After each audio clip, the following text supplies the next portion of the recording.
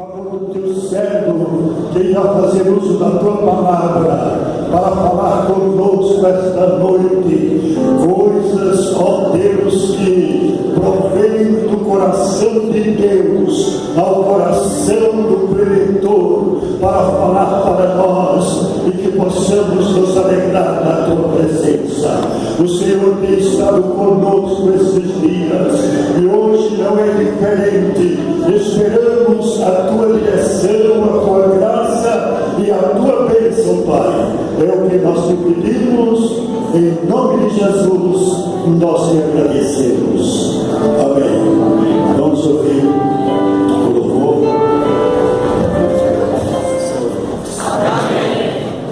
Muito feliz de estar com vocês aqui novamente essa noite. No ano passado estivemos juntos e eu fui grandemente abençoado. Às vezes a gente pensa que vai num lugar para dar e acaba recebendo. Às vezes fazendo uma visita para o enfermo, pensando que vamos levar conforto e saímos confortados. Então a minha alegria é grande de estar com vocês e é um privilégio também estar com vocês. Eu trouxe no material, porque se eu não trago, tem irmãos que reclamam. Ninguém me trouxe, devia ter trazido, eu trouxe. Se alguém quiser adquirir, se não adquirir, eu não vivo disso. Eu vou voltar para casa muito feliz. Mas eu tenho também CDs. Está me ouvindo? Cortou um pouquinho? Eu trouxe CDs também de estudos, pregações. Vocês podem depois passar lá embaixo, perto da banca lá do César, e está lá o material exposto, se alguém quiser adquirir. Para a nossa reflexão hoje à noite, quero ler com vocês o livro de Atos, porque sei que essa é uma reunião também hoje de consagração de obreiros, diáconos e presbíteros. É isso mesmo?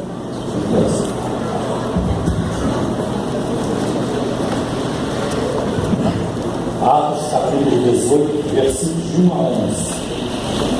E este texto descreve a estadia do apóstolo Paulo na cidade de Corinto.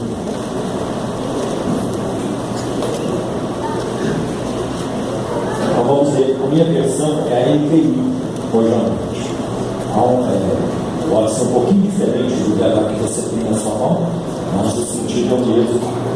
E é uma linguagem também fácil de entender. Então vamos ver. Atos 18, versículo de 1 a 11. Depois disso, Paulo saiu de Atenas e foi para Corinto. Ali encontrou um judeu chamado Áquila, natural do Ponto, que havia chegado recentemente da Itália com Priscila, sua mulher, pois Cláudio havia ordenado que todos os judeus saíssem de Roma. Paulo foi vê-los, uma vez que tinham a mesma profissão, ficou morando e trabalhando com eles, pois eram fabricantes de tendas. Todos os sábados, ele debatia na sinagoga e convencia judeus e gregos. Depois que Silas e Timóteo chegaram da Macedônia, Paulo se dedicou exclusivamente à pregação, testemunhando aos judeus que Jesus era o Cristo. Opondo-se eles e dançando maldições, Paulo sacudiu a roupa e lhes disse: caia sobre a cabeça de vocês o seu próprio sangue. Estou livre da minha responsabilidade. De agora em diante irei para os gentios. Então Paulo saiu da sinagoga e foi para a casa de Tício Justo, que era temente a Deus e que morava ao lado da sinagoga. Cristo, chefe da sinagoga, creu no Senhor, ele e toda a sua casa. E dos coríntios que o ouviam, muitos criam e eram batizados. Certa noite o Senhor falou a Paulo em visão: não tenha medo, continue falando e não fique calado, pois estou com você, e ninguém vai lhe fazer mal ou feri-lo, porque tenho muita gente nesta cidade. Assim Paulo ficou ali durante 1 ano e meio, ensinando-lhes a palavra de Deus. Paulo estava em Atenas, de acordo com Atos capítulo 17, e de lá ele foi para a cidade de Corinto. Nos dias de Paulo, a cidade de Corinto contava com cerca de 250 mil habitantes livres e uns 400 mil escravos. sob vários aspectos, principalmente no aspecto comercial. Corinto era a cidade principal da Grécia. A cidade ficava na rota dos viajantes e comerciantes e tinha 2 portos. As mercadorias fluíam pela cidade desde a Itália e da Espanha, a oeste, e da Ásia Menor, da Fenícia e do Egito, a leste. Um autor chamado Farrar, ele escreve: os objetos de luxo encontravam logo seu caminho nos mercados que eram visitados por todas as nações do mundo civilizado. Bálsamo árabe, tâmaras da Fenícia, marfim da Líbia, tapetes da Babilônia, cabelo de cabra da Cilícia, lã de Icônio e escravos da Frígia. Corinto era a feira de vaidades do mundo antigo. Corinto foi uma cidade pecaminosa. Ela tinha uma reputação por sua prosperidade material, mas era também sinônimo de pecado e de imoralidade. Tanto que a palavra do grego corintianizar tinha chegado a ser parte do idioma grego e significava viver ébrio, bêbado e na corrupção moral. A palavra Corinto era sinônimo de corrupção. E na antiguidade havia uma fonte do mal em Corinto que era conhecida em todo o mundo naquela época. Sobre o istmo havia uma colina chamada Acrópolis, e sobre ela estava o grande templo de Afrodite, a deusa do amor, a deusa do sexo. A ele pertenciam 1000 sacerdotisas que eram prostitutas sagradas e que, ao entardecer, desciam da Acrópole e se ofereciam nas ruas de Corinto. Além desses pecados, abundavam em Corinto práticas terríveis que tinham chegado com os comerciantes e os marinheiros de todas as partes do mundo. Até que Corinto não só foi sinônimo de riqueza e de luxo, mas de alcoolismo e corrupção e também de imundície. Corinto foi marcada pela cultura grega. Seus habitantes interessavam-se pela filosofia grega e tinham a sabedoria mais autoestima. Paulo fala sobre isso quando lhes escreve, no capítulo 1, ele fala que a sabedoria de Deus é diferente da sabedoria dos homens. A sabedoria de Deus é loucura para os que se perdem. Paulo trabalha bem nesse tema logo no início da sua carta aos Coríntios. Em termos de religião, Corinto tinha pelo menos 12 templos. Um dos mais infames era dedicado a Afrodite, a deusa do amor, como já disse, cujos adoradores praticavam a prostituição religiosa. Uns 400 metros ao norte do teatro ficava o templo de Asclépio, o deus da cura. E no meio da cidade estava localizado o templo de Apolo, que data do século VI a.C. Os judeus tinham também construído ali uma sinagoga. É muito interessante quando Paulo abre quando ele escreve o seu segundo capítulo na carta aos Coríntios, ele diz: nada propus também entre vós, senão Jesus Cristo e este crucificado. Eu não fui a vós com palavras, sublimidade de palavras ou de sabedoria. Ele sabia disso.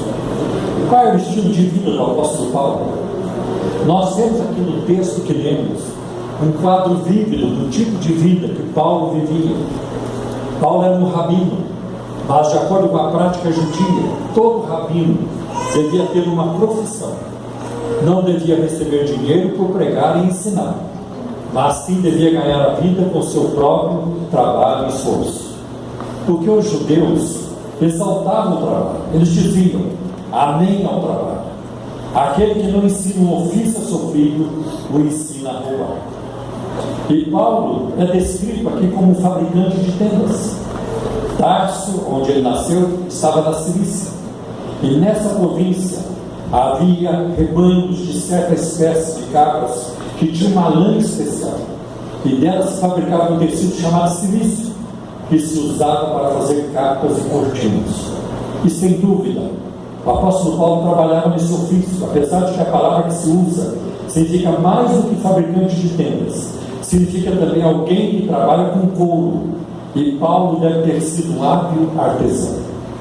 E isso quer dizer que ele não representava uma carga para ninguém. Tanto que em Atos capítulo 20, versículos 33 e 34, ele diz aos líderes de Éfeso: de ninguém cobicei a prata nem o ouro. Vocês sabem que para o que era necessário para mim e para os que estão comigo, estas mãos me serviram. No ano 49 depois de Cristo, Cláudio, o imperador, expulsou todos os judeus de Roma. E deve ter sido então quando Áquila e Priscila, colegas de ofício de Paulo, chegaram a Corinto. E tudo indica que eles se tornaram amigos a vida toda. Agora vamos dar uma olhada, vamos verificar o estado de Paulo em Corinto. Como é que ele se encontra? Em primeiro lugar, nós vamos vê-lo frustrado. Paulo está frustrado, porque os resultados do seu trabalho em Atenas não foram expressivos. Nós vamos olhar em Atos capítulo 17, versículo 33, quando ele estava em Atenas, revela que apenas algumas pessoas creram, entre elas Dionísio e uma mulher chamada Damaris. Alguns estudiosos da Bíblia afirmam, comentam, que Paulo em Atenas, ele empregou um sermão filosófico. Ele até citou um poeta grego chamado Cleentes: dele vivemos, nos movemos e existimos. Essa não é uma palavra inspirada por Deus, essa é a palavra de um poeta pagão, e Paulo a citou. Ela é canônica porque faz parte da escritura, mas ele estava citando um poeta pagão. Então, quando Paulo sai de Atenas, com certeza, talvez ele tenha feito uma autocrítica. Ele diz: não, você não pode entrar por esse caminho. Então ele chega a Corinto e ele propõe não falar outra coisa senão a Jesus Cristo e este crucificado. Este tem que ser o tema da nossa pregação o tempo todo. O tempo todo. Nós vamos observar em Atos capítulo 8, no versículo 5, quando Filipe chegou a Samaria, o texto diz: ele lhes pregava Cristo. Não foi falar mal das autoridades. Olha, porque tem os filhos do diabo lá em Jerusalém que nos perseguiram muito e matavam os nossos irmãos. É gente do capeta, gente do demônio. Filipe não fez isso. Filipe chegou em Samaria e pregou aquilo que é o mais importante para a igreja na face da terra: a pessoa de Cristo, o nome de Jesus, a sua vida, a sua obra, o que ele fez e o poder que ele tem para transformar, para salvar, para transformar pecadores em santos, perdidos em salvos, e garantir para nós a vida eterna. O que ele fez através da sua morte de cruz e do seu sangue derramado na cruz. A igreja não pode entrar por outro caminho a não ser esse. Este é o caminho: falar de Cristo, anunciar a Cristo, proclamar a Cristo, porque os profetas falaram dele desde o Antigo Testamento. Foi isso que Paulo disse diante das autoridades mais de uma vez no livro de Atos: os profetas falaram dele. Os profetas não falaram de outra coisa a não ser de Cristo, e o que eles falaram se cumpriu. E este é o âmago, este é o núcleo, é o centro da pregação apostólica. Nós vamos encontrar logo no início da primeira carta aos Coríntios, capítulo 15: Cristo Jesus morreu e ressuscitou para a nossa justificação. Coisa maravilhosa. Paulo está frustrado, e ele revela que apenas o texto já vi, a poucas pessoas se converteram. Outra coisa, vamos encontrar Paulo desanimado e com medo. E a gente pode deduzir isso pela narrativa, que fala de Paulo quando ele chega a Corinto. Ele está desanimado e com medo, porque a palavra de Deus para Paulo no versículo 10 é essa: não tenha medo, ninguém vai lhe fazer mal algum. Paulo estava com medo. Também puderam, ele já tinha sido preso, quase morreu apedrejado, teve que se defender diante das autoridades, e já tinha sofrido diversos abusos, e estava com medo de sofrer maus tratos novamente. Ele estava com medo. E eu vou dizer para vocês: o ministério cristão é uma fábrica de conflitos, de encrencas, de solidão, e às vezes o obreiro tem medo também. A igreja é fábrica de conflitos. Não venha para a igreja pensando que você vai viver só em paz. A igreja vive numa guerra constante com o inferno. Os crentes vivem numa guerra constante consigo mesmos, para se dominarem, para exercer o domínio próprio. Uma guerra constante contra a tentação, contra o reino das trevas. Estamos em guerra e sempre estaremos em guerras, e só vamos colocar as armas de lado quando entrarmos em Jerusalém celestial. Aí sim nós não teremos mais que guerrear. Mas hoje à noite estamos em guerra contra o inferno, estamos em guerra contra as hostes infernais, estamos em guerra com todo o conselho que se levanta contra Deus e contra a palavra de Deus. Existe, desde que o cristianismo existe, uma conspiração no mundo orquestrada pelo reino das trevas para desconstruir a palavra, para desviar a igreja do seu caminho, do seu foco. Mas nós não podemos dar ouvido a isso. Vamos permanecer naquilo que Deus nos ensinou, que a palavra de Deus é verdadeira, que o Deus da Bíblia é um Deus confiável, que Ele tem um plano, Ele tem um projeto, Ele tem um desígnio, e esse seu plano se cumpre em Jesus Cristo, e a igreja faz parte disso também. Paulo estava muito preocupado. Muitos pastores hoje vivem desanimados e acabam abandonando o ministério. Não pense você que ao abraçar a carreira ministerial, o chamado, a responder à vocação, você vai encontrar um mar de rosas pela frente. Não é assim. Olhe na Bíblia, olhe ao longo da história. Foi difícil para muita gente. Talvez nós não sejamos chamados a morrer pelo Senhor, a dar a vida pelo Senhor, a ir para o paredão ou para a forca, ou para outro tipo de execução, mas muitos foram.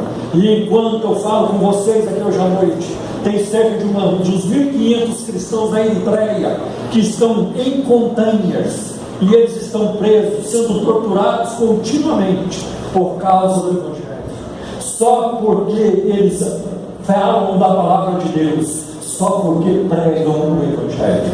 E tudo que eles têm que fazer para escapar do container, que durante o dia é um calor terrível e durante a noite é um frio terrível, tudo que eles têm que fazer para escapar dessa situação e escapar dessa prisão é assinar um documento onde eles vão prometer não falar mais da palavra de Deus às pessoas, aos habitantes daquele país.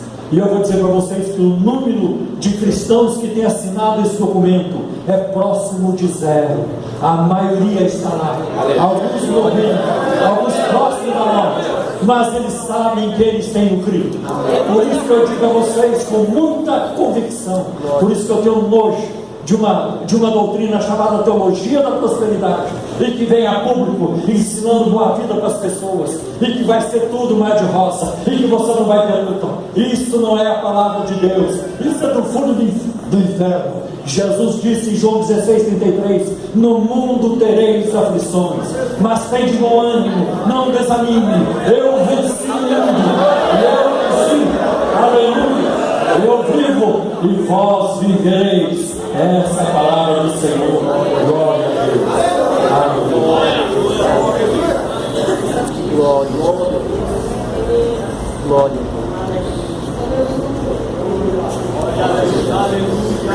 O pior inimigo do obreiro e do crente em geral é o pecado.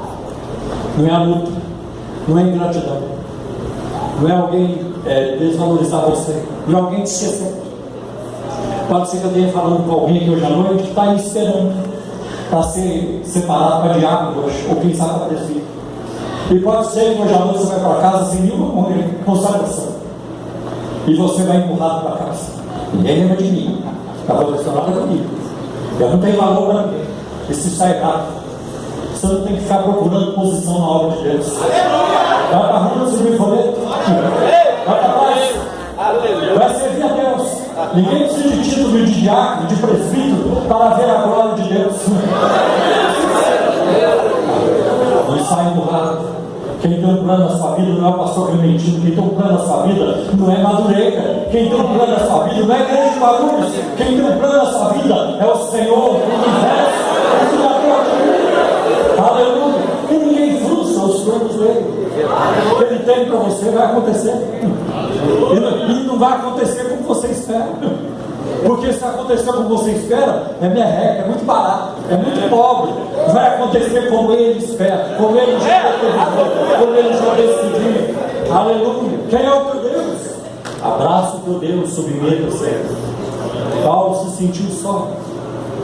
Nós vamos ver em Atos capítulo 17, versículo 16. Mostra que ele estava sozinho, ele estava só em Atenas. Timóteo e Silas estavam ocupados com a obra de Deus em Filipos. E eu vou lhes dizer que desânimo e solidão formam uma poção venenosa. Muitas pessoas acabam dando fim às suas próprias vidas em tais situações. Desânimo e solidão. Mas Paulo tinha um outro problema financeiro. Ele escreveu aos Coríntios, em 2 Coríntios 11:9: quando estive entre vocês e passei por necessidade, não fui um peso para ninguém de vocês, pois os irmãos, quando vieram da Macedônia, supriram aquilo de que necessitavam. Fiz tudo para não ser pesado a vocês e continuarei a agir assim. É uma vergonha o mundo evangélico de hoje. Igrejas que abrigam cantores que cobram 50 mil, 40 mil, 30 mil, 80, 120. Isso não é cristianismo. Isso nada tem a ver com a palavra de Deus. Ninguém entra no ministério para enriquecer. O ministério não é para enriquecer ninguém. Eu ainda sou de uma época, o pastor Clementino muito mais do que eu, em que as pessoas renunciavam para servir a Deus. A loja estava vendendo bem. Camarada acabou de passar o vestibular para fazer um curso tremendo. E ele dizia: eu não vou conseguir, não posso mais ficar aqui. Eu tive um pastor que ele estava na alfaiataria, ele era alfaiate, e Deus o chamou: vai pregar a minha palavra. Como é que eu vou viver? Pela fé. Abandonou uma situação confortável, estável, e foi para a obra de Deus sem saber o que aconteceria. Hoje é o contrário. Por que o irmão começou o ministério? Porque a minha loja não vendia. Aí eu entendi que Deus queria que eu começasse uma igreja. Por que o irmão quer estudar, fazer teologia? Porque eu fiz vários vestibulares, odontologia, medicina, fiz outros. Eu não passei, então eu entendi que Deus está me chamando para o ministério. Isso é chamado em cima de burrice. A pessoa que não tem habilidade, não se esforçou. Ele acha então que a obra de Deus tem que receber, acolher tudo isso. E não é dessa forma que a palavra de Deus ela nos ensina. E nós vamos ver em 2 Coríntios capítulo 11, versículo 8, Paulo diz: eu recebi salário de outras igrejas para servir vocês, irmãos de Corinto. Paulo fala isso.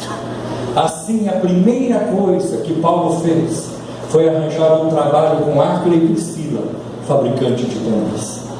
Outra coisa que Paulo enfrentou lutas, oposições, perseguições, oposições do seu próprio povo, o povo judeu. Paulo sofreu rejeição e insultos. Agora, como é que Deus tratou Paulo?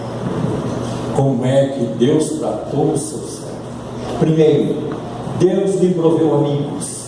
E isso tratou da solidão.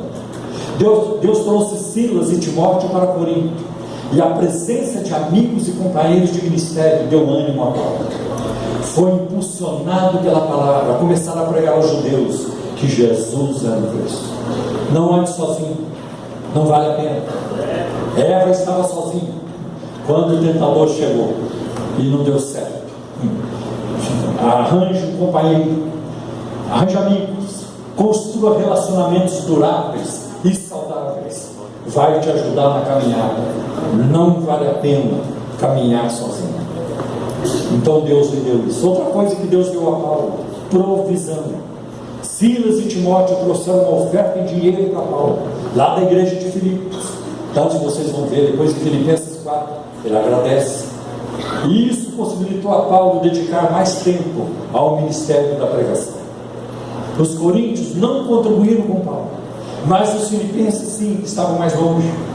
Isso significa o quê? Que quando alguém não ajuda, Deus levanta outros para ajudar. Amém. Sempre Deus vai dar um jeito. Sempre Deus vai. Outra coisa, nunca espere nos homens. Os homens vão decepcionar. E espere em Deus. E nunca espere que a igreja vá suprir suas necessidades, porque no dia que ela não puder, você vai ficar com raiva da igreja. Então confie que Deus vai cuidar de você. Ele tem muitas maneiras de fazer isso na sua vida. Como isso é importante. Paulo contou com a hospitalidade de Tício Justo, que servia a Deus e morava ao lado da sinagoga, bem pertinho. E Tito Justo foi provavelmente um dos gregos interessado na religião judaica que Paulo encontrou lá na sinagoga. Ele conheceu na sinagoga. Como é que Deus ajudou Paulo? Deus lhe deu frutos no ministério. E isso é fantástico. Trabalhe não para construir sua reputação, mas para ser fiel a Deus. Nem todos aqui vamos ter grandes ministérios. Nem todos aqui vão ter igreja com 50 mil membros, 20 mil membros. Isso não é o mais importante. O mais importante é você ouvir, e eu também ouvi no dia de Jesus: bem-estar, servo bom e fiel. Se Deus te der um grande ministério, a responsabilidade aumenta e você vai ter muito mais canseira, pode ter certeza. Então fique na vontade de Deus, o que Ele quiser da sua vida. Tem pessoas que Deus envia para uma prisão e ficam lá tanto tempo. E Paulo, quando termina o seu ministério, no fim da vida, ele não tinha uma igreja. Aliás, todos o abandonaram. E ele morre só. Mas ele morre cheio de confiança no Senhor. Como ele demonstra em 2 Timóteo 1,12. Eu sei que eu tenho crido. E que ele é poderoso para guardar o que ele confiei até aquele dia. Deus me deu os frutos, então. Os frutos começaram a surgir. Cristo, chefe da sinagoga, criou no Senhor, ele e toda a sua casa. Vocês já imaginaram a confusão que deu na sinagoga? O chefe da sinagoga não vem mais. Cadê o Cristo? O Cristo desviou. O Cristo caiu da fé. O Cristo está com aquele chato, aquela peste chamada Paulo. Porque Paulo é chamado de peste, no de Então Deus foi dando frutos. É Deus que dá frutos. Por isso que eu nunca apoiei movimentos de crescimento de igreja. Faz isso que a sua igreja cresce 2.000 pessoas por ano. Faz aquilo que cresce tantas pessoas por ano. Eu não creio nisso. Porque o crescimento da obra é obra soberana de Deus. Está lá no Atos, livro de Atos. O Senhor acrescentava à igreja os que haviam de se salvar. Esse negócio de chegar em janeiro, meus irmãos, este ano nós teremos 3.000 novos membros. E se não chegar? E se Deus quiser dar mais do que 3.000? Então é melhor deixar Deus cuidar dessa parte. Cristo creu, ele e toda a sua casa, e muitos passaram a crer e foram batizados. Olha a diferença em Atenas, a dificuldade. Em Corinto, Deus abriu a porta. E foi nessa época em Corinto que Paulo escreveu as cartas aos Tessalonicenses. Evangelizou, ensinou, conviveu com os colegas, deve ter ensinado muita coisa para Silas e Timóteo, e além disso, escreveu 2 cartas importantes do Novo Testamento. Como é que Deus se comunicou com Paulo? Deus se comunicou com Paulo através de uma visão, um fenômeno, um evento sobrenatural. O Senhor apareceu a Paulo. Eu creio que isso é para hoje. Eu creio que nós podemos viver experiências sobrenaturais com Deus hoje. Mas eu também, ao mesmo tempo, fico incomodado, porque hoje a igreja não tem mais espaço para isso. Eu sou de uma época em que as crianças eram batizadas com o Espírito Santo. Eram batizadas com o Espírito Santo. Visões, revelações, línguas de interpretação. Havia muito do sobrenatural. Eu sou de uma época em que havia muita lágrima. Lágrima de arrependimento, de tristeza, e lágrima de alegria também. Eu sou dessa época. Não estou aqui virando saudosista, mas algumas coisas me faz bem lembrar, com toda certeza. Então eu creio que o sobrenatural é para hoje, que aquilo que Deus fez há 2.000 anos, Ele faz hoje. É só nós. Eu creio que uma grande dificuldade que nós temos hoje é na falta de oração. Vou dizer uma coisa para vocês, não estou dizendo que estava certo, mas eu sou de uma época crente, não podia ter televisão. Era pecado a televisão, e os crentes eram excluídos. Eu sou dessa época. Eu morava sozinho em um quarto, em São José dos Campos, uma pensão. Eu morava só. E eu congregava lá em São José dos Campos, na Assembleia de Deus. E eu, como não podia ter televisão, comprei um toca-disco. Era disco, não tinha nada de fita cassete. Fita cassete acho que tinha, mas não tinha nada de CD, essas coisas. Para ouvir os hinos do Feliciano Amaral, Luiz de Carvalho, José de Paulo e outros. E o disco está lá, votação 33. Tinha um radinho para ouvir um ou outro programa evangélico. E quando tinha feriado prolongado, feriado caiu na quinta-feira, e sexta-feira também não vai trabalhar, porque emenda tudo, vai de quinta a domingo, ou se caiu na terça, vai de sábado até terça. Sabe o que nós fazíamos? Todo mundo na igreja, estudo bíblico. Aí chamava os missionários, o Lourenço Souza, Reginaldo Hoover, e chamavam outros, Colenda, e muitos outros que o irmão conheceu. Aqueles homens eram referenciais. Hoje nós estamos pobres de referenciais. Nós precisamos de referenciais. A Assembleia de Deus precisa produzir exemplos de vida espiritual. Nós estamos muito pobres hoje de exemplo. Então eu olhava no Paulo Macalão, pastor Paulo Macalão, meu Deus, eu quero ser abençoado como este homem. E vários outros que eu conheci e que eram uma grande bênção. Hoje nós estamos pobres de referenciais. Hoje eu vejo muita coisa na liderança da igreja no Brasil, e não é só na Assembleia, em muitos lugares, é briga, é disputa, é conflito. Nós não precisamos disso. A nossa luta não é contra a carne e sangue, a nossa luta é contra o inferno, as potestades, os poderes demoníacos. A nossa luta é contra nossas paixões pecaminosas. Essa deve ser a nossa luta. É muito triste quando começa a brigar por posições. Quem vai mandar sou eu? Não, quem vai mandar sou eu? Não, quem manda sou eu, e tudo isso. Deveria brigar por servir. Quem vai servir sou eu. Quem vai servir sou eu. Eu que quero servir. Quem vai carregar os bancos sou eu. Quem vai limpar o banheiro hoje sou eu. E assim por diante, as pessoas não ouvem mais. Infelizmente. E Jesus é um grande exemplo de servo, e a Ele devemos imitar. É triste dizer, mas é uma verdade. Hoje tem líderes, se você imitar a vida deles, você vai para o inferno com eles. Se você imitar a vida deles, a caminhada deles, você vai para o inferno com eles, infelizmente. Então Deus falou através de uma visão, um fenômeno. Deus fala hoje, Deus opera hoje. Meus irmãos, há 1 ano e meio, 2 anos, eu recebi a visita de um homem na nossa igreja, chamado Denis Balcon, um americano que trabalha na China como missionário há uns 38, 39 anos. Ele foi para lá muito jovenzinho. E eu saí daquela noite, daquele domingo à noite da igreja, eu saí me sentindo um lixo.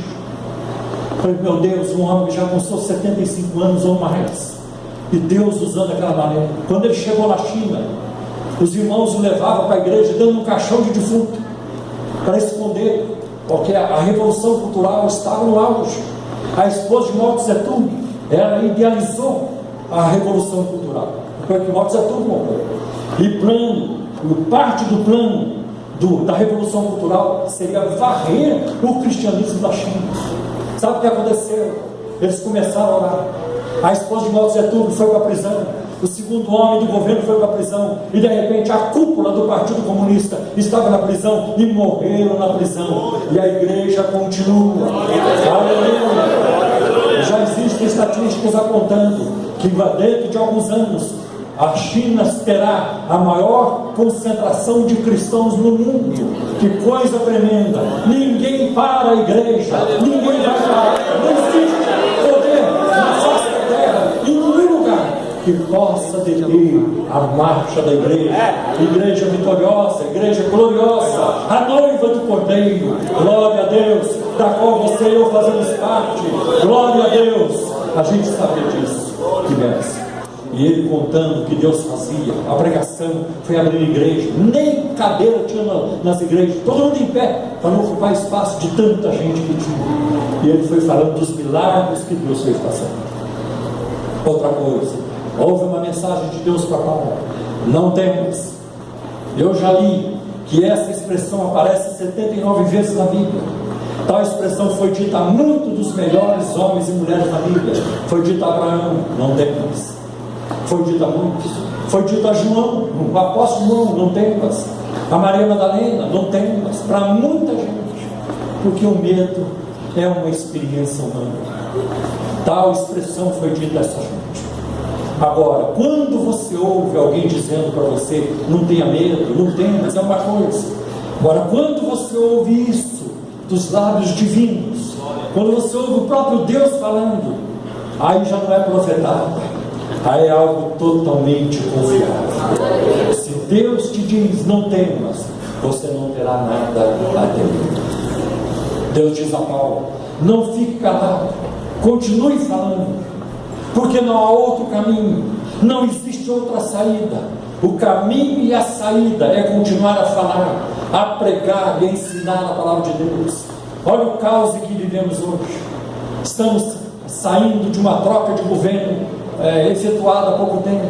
A Operação Lava Jato revela o quadro de corrupção terrível em que se encontra a nossa nação, e nós não sabemos de tudo. Tem muita coisa ainda para vir à tona de tudo isso, mas no meio de tudo isso, eu creio que a palavra de Deus é que prevalece. A saída é pela palavra de Deus. A igreja do Senhor não tem compromisso com a esquerda, porque a esquerda é corrupta. A igreja não tem compromisso com a direita, porque a direita também é corrupta. A igreja tem compromisso com a palavra de Deus, é com o evangelho da graça de Deus. Aí está o compromisso, é com isso. Não tem outro jeito de nós caminharmos. Então não podemos esperar outra coisa. Não espero que os dias melhores virão do Planalto, ou que virão do Supremo, ou que virão do governo, do Estado, da Prefeitura. Virão do Senhor, da sua palavra. Quando esta nação se curvar, quando a igreja começar a ser sal da terra e luz do mundo, e dar testemunho do Evangelho. Então não fique calado. Outra coisa que Deus deu a Paulo, companhia constante. Ele diz, eu estou com você. Nunca deixei de estar com você. Conta comigo, eu estou com você. Vai chegar momentos na sua vida que você vai se sentir só. Deus nunca te abandona. Isso foi também um antídoto para a solidão de Paulo.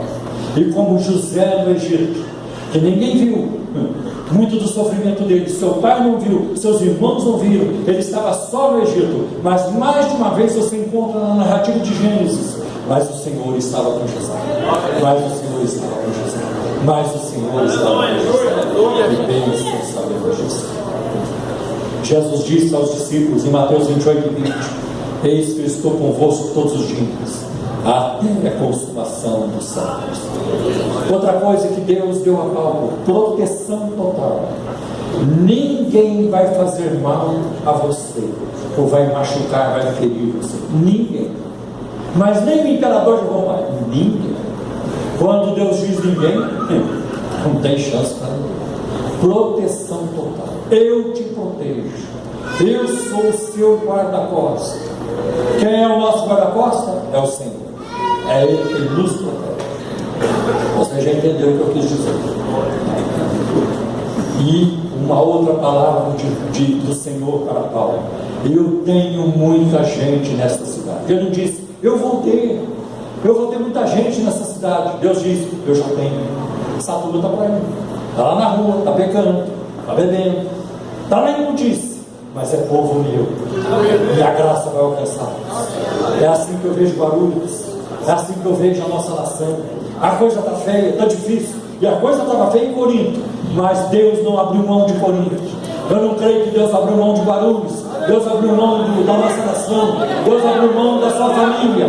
Deus diz, são meus. E no momento certo, a obra será feita. Eles serão alcançados. Eles irão. Veja como Paulo descreve algumas dessas pessoas em Corinto. A gente lê em 1 Coríntios 6, versículo de 9 a 11. Vocês não sabem que os perversos não herdarão o reino de Deus? Não se deixem enganar, não se enganem. Nem os imorais, nem os idólatras, nem os adúlteros, nem os homossexuais passivos ou ativos, nem ladrões, nem avarentos, nem alcoólatras, nem caluniadores, nem trapaceiros herdarão o reino de Deus. Assim foram alguns de vocês, mas vocês foram lavados, foram santificados, foram justificados no nome do Senhor Jesus Cristo e no Espírito do nosso Deus. Que bênção saber que Deus tem poder e teve poder para mudar aquelas pessoas. Paulo ficou em Corinto 1 ano e meio, ensinando-lhes a palavra de Deus. E a igreja precisa desesperadamente do ensino da palavra de Deus. O que nós temos hoje é muito show, muita conversa fiada, muitas teologias erradas. O que nós temos hoje são assembleias de Deus imitando, igrejas que não têm postura, não têm doutrina, não têm o que ensinar, é só no pragmatismo, aquilo que funciona, aquilo que dá certo. Redefine a conversão. É comum você ouvir pastores na mídia, na televisão, no rádio, perguntando: Jesus mudou sua vida? Mudou completamente. Agora eu estou com 2, 3 carros, agora já comprei uma casa lá na praia. É assim que Deus está mudando a vida. O Deus vê que está mudando a vida deles. Antigamente era diferente, os testemunhos eram assim. Saúde os irmãos com a paz do Senhor. Não estou dizendo que tem que ser essa salvação, mas era assim. Irmãos, eu era um perdido, eu era um alcoólatra, eu era um viciado. Jesus me transformou, Jesus me mudou. Irmãos, eu era isso, eu era aquilo, e Jesus me transformou. Aleluia, glória a Deus. Parece que antigamente a preocupação do Senhor era transformar muito mais a pessoa do que as coisas que ela tinha. Hoje o Deus dessa gente está muito mais preocupado em transformar as coisas delas do que elas mesmas. E aqui ficam algumas lições para nós. Primeiro, os crentes não são imunes ao desânimo. Muita gente boa na Bíblia passou por isso. Outra coisa, podemos contar com a provisão de Deus. Deus nunca vai deixar faltar o necessário. Deus nunca vai deixar faltar. Eu sei que muitos de nós aqui não tem estrutura para ficar rico. Se cair uma bolada na nossa cabeça, na sua, talvez na minha também, nós vamos ficar pirados, ficar doidos. É capaz de até abandonar a fé. Então a maioria de nós vai ter que viver de mesada do Senhor. Está tudo mesmo. Está confiando que mês que vem tem mais. Aqui é da semana. Semana que vem tem mais. Papai do céu não esquece. Porque Jesus não morreu na cruz para encher o nosso bolso. Não é isso, Ele morreu na cruz para nos dar algo que dinheiro nenhum pode comprar: a salvação da nossa alma, dos nossos pecados. Aleluia. Porque um dia você e eu vamos atravessar aquela porta dourada lá em cima, e nós vamos entrar lá sem medo nenhum, não no sentido de estrangeiros, não no sentido de fora. É o nosso lar para sempre. Eu tenho liberdade na minha casa. Quando eu chego em casa, logo na sala já tiro o sapato, já jogo o paletó de um lado, a gravata do outro, deito do sofá como eu quero. É a minha casa. Quando eu chegar no céu, não tem que ficar palpando. É a minha casa para sempre. Aleluia. De onde nunca mais sairemos. Nosso lar eterno, com total liberdade. Eu vou dizer para você, com muito temor a Deus, mas nós vamos fazer uma bagunça no céu, porque lá é o nosso lar eterno. E quando nós colocarmos os olhos no Rei dos Reis e Senhor dos Senhores, Ele excelso no seu trono, seu rosto ilumina todo o universo. Quando nós olharmos para Ele, nós vamos babar de tanta maravilha que nos adora. Aleluia. Essa é a promessa em Apocalipse 22 e 4. E verão o seu rosto. Outra verdade: ser rejeitado não quer dizer que você fez algo errado ou está fazendo algo errado. Muitas vezes exatamente o contrário. Somos rejeitados porque abraçamos o que é correto, porque não concordamos com coisas erradas. Somos deixados de lado porque a gente não faz parte da falcatrua, das gambiarras. A gente não faz parte dos conluios, das maracutaias que hoje abundam tantas igrejas. Lamentável. Outra coisa, precisamos cultivar relacionamentos e amizades, como já mencionei. Outra aplicação importante: as oportunidades para servir a Deus hoje, especialmente em Guarulhos, são muitas. Na nossa nação são muitas. Assim como Paulo teve oportunidade, você também tem. Deus tem muito povo nessa cidade e nação. Há muita gente para ser levada a Cristo. Arregaça as mangas e faça a obra de Deus. Não se preocupe com os resultados. Deixe os resultados para Deus. Deus te chamou, não foi para fazer sucesso, mas foi para ser fiel. Isso é mais importante. A essência do Evangelho não é felicidade, é fidelidade a Deus. É o melhor. E eu creio que é possível viver hoje, reviver hoje, vários aspectos do livro de Atos dos Apóstolos, porque Jesus Cristo é o mesmo ontem e hoje e eternamente. Amém. Agora, vamos curvar nossas cabeças.